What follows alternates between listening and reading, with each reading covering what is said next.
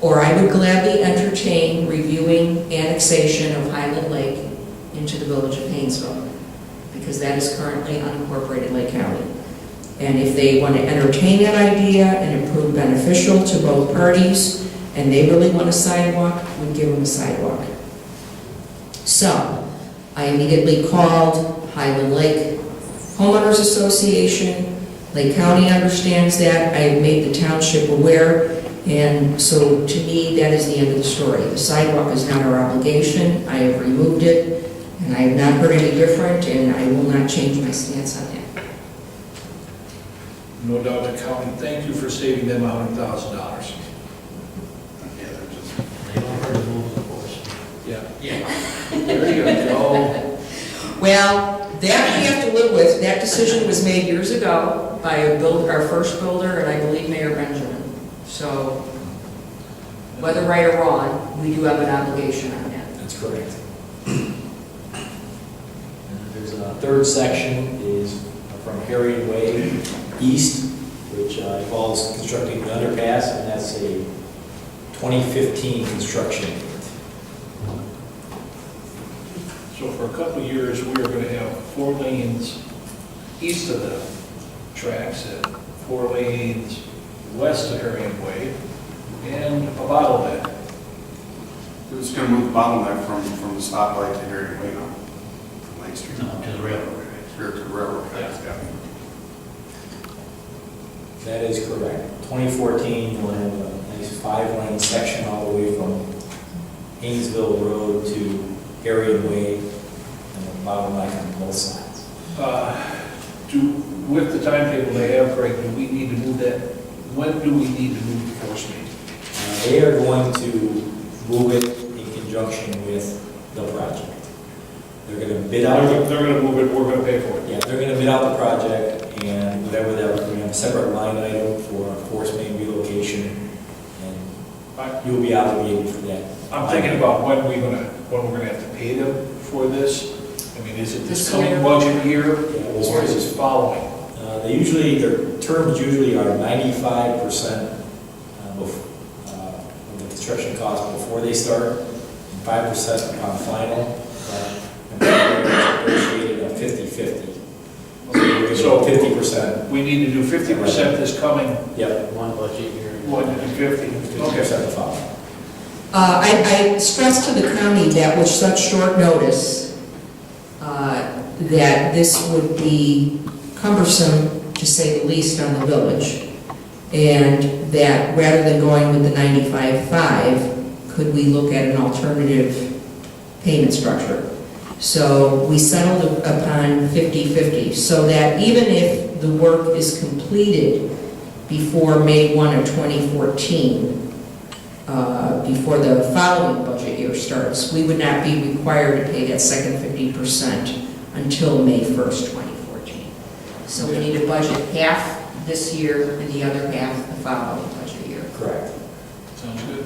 That doesn't sound good. It's a little more palatable. That's more palatable, yes, exactly. And the underpasses that were originally were going to be done at the same time, the one up at Rollins and 83, and the one on Washington now won't be done at the same time, although I don't know when the one on Rollins and 83 will start. Do we really have an update on that? Yeah, they did not give us a time. Yeah. Yeah, but doesn't Commonwealth House is gonna start moving the utilities? We hope that's one of the Yeah, that's one of the holdups. holdups, yeah. That's the major holdup. Well, according to the county, they have purchased or have an easement at Rollins and 83 that won't affect the flow as much as it would if they had completely shut it down. They are going around the crossing with an easement for now while they construct Rollins and 83. That's the understanding I got from that meeting anyway, so. Yeah. Yes. How big a deal that's going to be, but they said it's workable. We shall see. We'll see what the railroad has to say. Well, that's why they're going around, because the railroad has it. Yeah, Canadian National is rather arrogant to start with. Are there any other questions regarding the Washington Street improvements? Hopefully, when they go under the railroad tracks, they're making it 4 lanes under the tracks. I think they're making it 5 lanes. I mean, Washington Street is 5 lanes all the way in by Collegeville. It will be all the way up, even under the track. Yes. Isn't that something? Isn't that beautiful? I think it's flood. It's like it should. Aren't they doing something regarding water pooling with those? Wasn't that part of the design plan? Kevin was asking about, the water flooding in the underpasses, and I thought the county had talked about some new fancy type of things that they put in it. Drought. Yeah, drought. They either basically have to pump it out, is basically what it amounts to. But I haven't looked at the plans that closely. Okay, well, they're talking some kind of fancy language, Kevin, that they're doing something to move the water out of there. Particularly the one at Rollins and 83, but I believe they're also planning on doing it the one in Washington, so what all that entails, I don't know. It's for them to figure out. Yeah, that's where that, but they have stated that there will not be water flooding in here, so we shall see.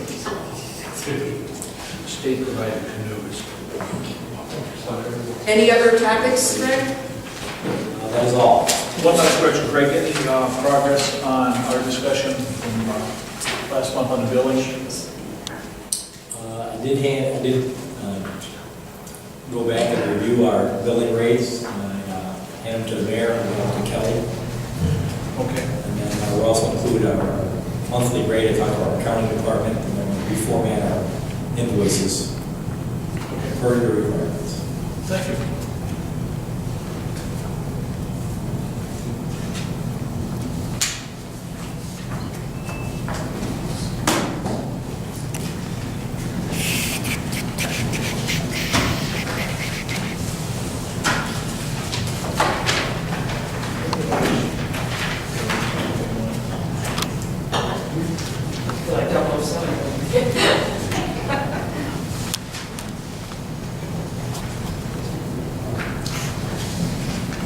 Okay, next up is our village attorney, Jim Rapp. Thank you. During this past month, we reviewed the contract for refuse collection and recycling services with the vendor and been working with Walter Willis at Scratch.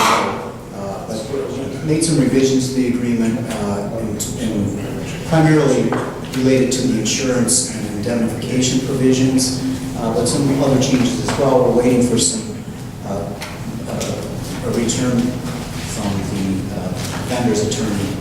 It should be wrapped up relatively quickly.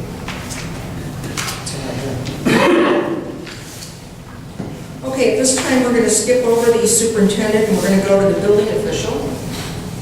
Okay. Did take a shower. That's right. Good night, Greg, thank you very much. Good night, Mayor. Happy New Year to everybody. Got my final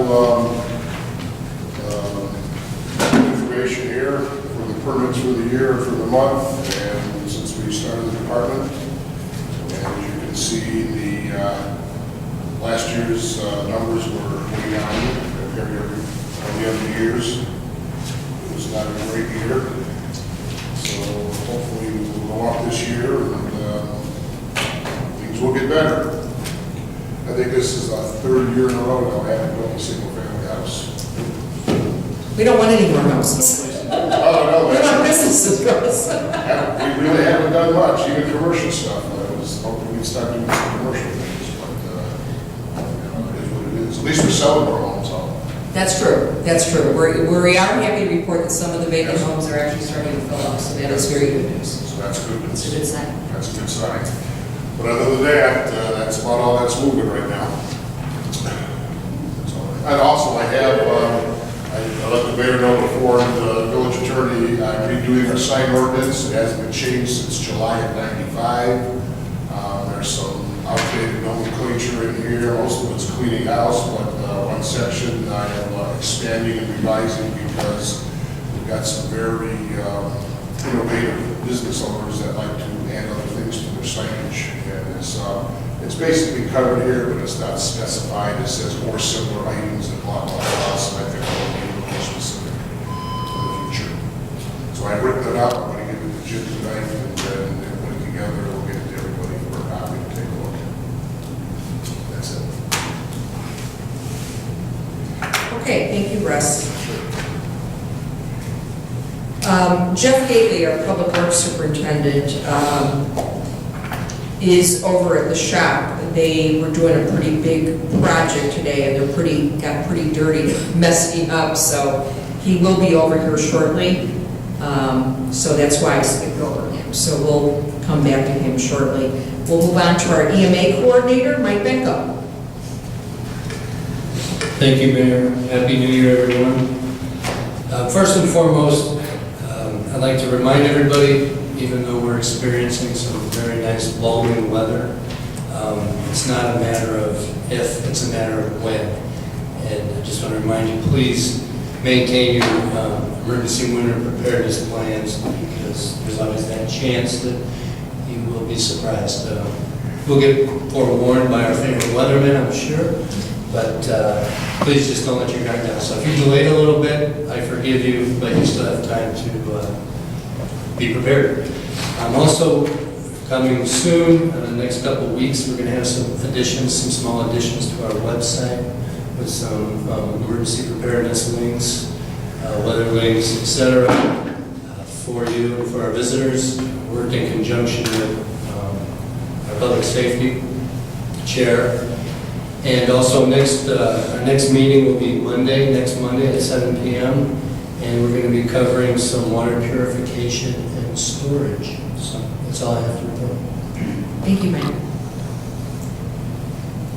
And our treasurer is home resting, gearing up, I guess, to get ready for our budgets that we're all submitting, and we'll be talking about that in a little bit. Our village clerk, who has been under the weather, was good enough to make it here to cover tonight's meeting, so we thank you, Kathy. You have anything to report? I do. Okay, first of all, we need our any newsletter articles like tomorrow. Yeah, no rush, but tomorrow. Sorry, I kind of. I'm happy to report that Wally sent us a very good one today. He was worried he was getting it to us too late, and I said, never fear, because it's right after the holidays. Things don't happen as fast. And then I wanted to give everybody an update on the election. We had 4 residents file their petitions on the first day that you could file at 9 o'clock. Linda Soto filed for mayor.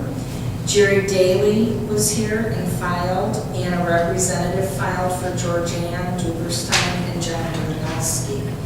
So Jerry, Georgianne, and John were all part of the simultaneous lottery drawing, which took place on Friday, December 28th.